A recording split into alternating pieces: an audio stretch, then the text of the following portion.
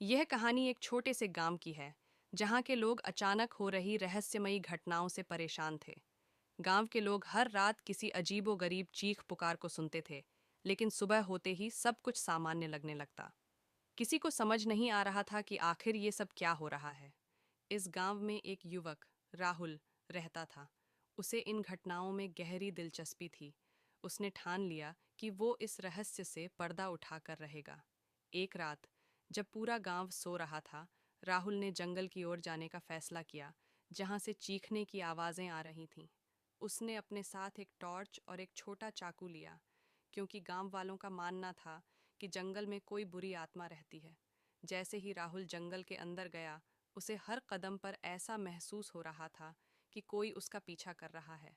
अचानक उसे एक पुरानी हवेली दिखाई दी, जो जंगल के बीचों बीच थी। हवेली की खिड़कियों से हल्की रोशनी झांक रही थी। राहुल ने धीरे से दरवाज़ा खोला और अंदर कदम रखा। अंदर का दृश्य देखकर उसके होश उड़ गए। हवेली के अंदर एक बूढ़ा आदमी अजीब सी मंत्र तंत्र कर रहा था, और उसके सामने कुछ मुर्दे पड़े हुए थे। राहुल को एहसास हुआ कि गांव में होने वाली चीखें और ये अजीब घटनाएं इसी बूढ़े तांत्रिक की वजह से हो रही थीं। उसने जल्दी से अपनी टॉर्च बंद की और वहां से भाग निकला। अगली सुबह राहुल ने गांव वालों को सब कुछ बताया और मिलकर तांत्रिक को पकड़ा गया। तांत्रिक ने कबूल किया कि वो अमृतत्व पाने के लिए इस सब का सहारा ले रहा था।